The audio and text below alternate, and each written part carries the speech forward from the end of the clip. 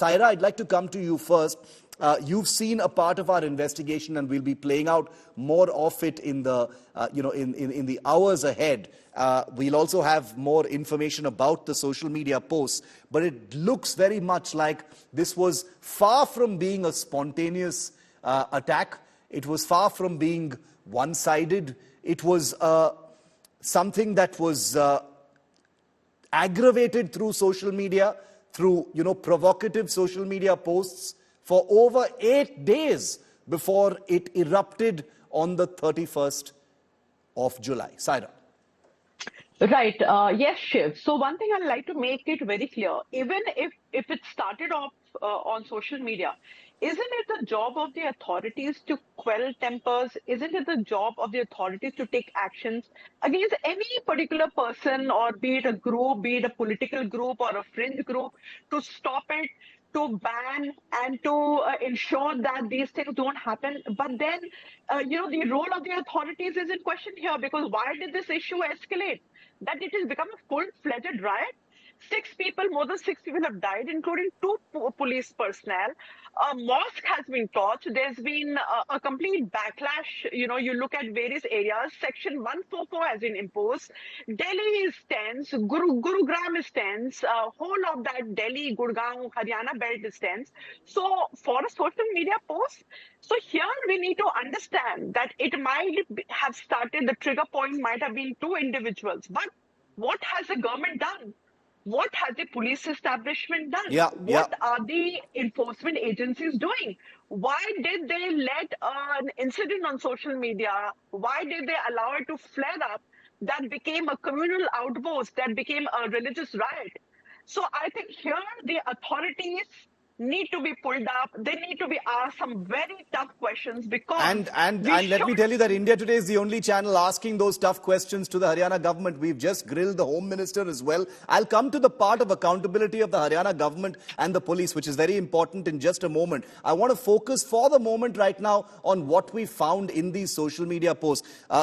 Vishnu Gupta, आपका क्या कहना है इस पर? जो सोशल मीडिया में जो चल रहा था एक हफ्ते के लिए, जुलाई 23 को लेकर जुलाई 31 तक, विष्णु गुप्ता, काफी सोशल मीडिया पे भड़काऊ चीज चल रही थी दोनों साइड से।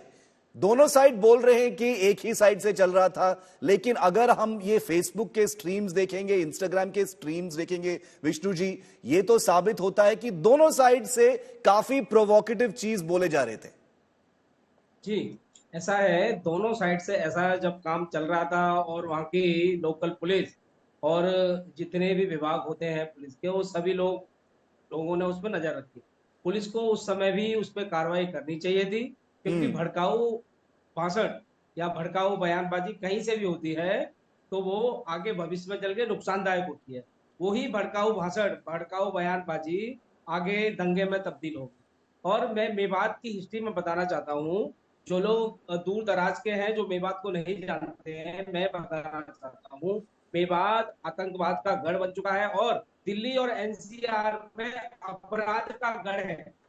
जितने भी बड़े अपराध और अपराधी और जितने भी बड़े कांड टाइप जो होते हैं, वो सब के तार मेवात के यहाँ से जुड़े होते हैं, और वहां कोई भी पुलिस आसानी से वहां कार्रवाई भी नहीं कर सकती। इसलिए दिल्ली के भी कुछ छोटे मोटे केस और छोटा मोटा जितना भी फ्रॉड होता है वो मेवात से ही होता है। वहां पुलिस जाते हुए भी डरती है।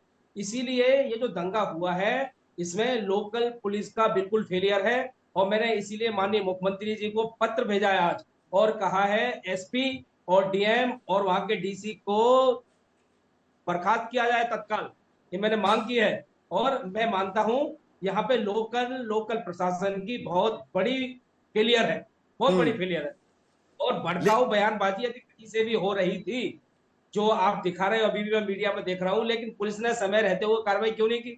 क्यों नहीं उन लोगों को अरेस्ट किया गया? और जहां तक मोनू मानेसर का सवाल है, मोनू का एक वीडियो सामने आया है, मोनू ने कहीं भी उसमें भड़काऊ बयानबाजी बोली है तो मुझे एक भी छोटी सी क्लिप आप मुझे दिखा दो जिसमें मोनू ये बोल रहा है कि हम मुसलमानों को धमकी दे रहा है, या कहीं और दंगा करने की बात कर रहा है। भाई, दंगा करने की बात और धमकी देने की बात सिर्फ वहां दूसरे पक्ष की ओर से आ रही है। जिन्होंने मेवात को गढ़ बना दिया है जिहाद का, उनके खिलाफ कानून सख्त कार्रवाई करने में नाकाम रहा है। लेकिन लेकिन अगर आप बिट्टू बजरंगी के वीडियोस देखेंगे विष्णु जी, उसमें भी काफी भड़काऊ बयान तो है ही। सर, बिट्टू भड़काऊ बजरंगी बयान जो है है तो बजरंग दल के, सुनिए, भड़काऊ बयान है तो मैं यह कहना चाहता हूं, भड़काऊ बयान है तो उस समय रहते हुए कार्रवाई क्यों नहीं की गई? हाँ बिल्कुल, कानून के हिसाब से इस पे मैं कार्रवाई होनी चाहिए। सहमत हूं, इस पे मैं सहमत हूं। हिंदू हो सायरा, या मुसलमान हो।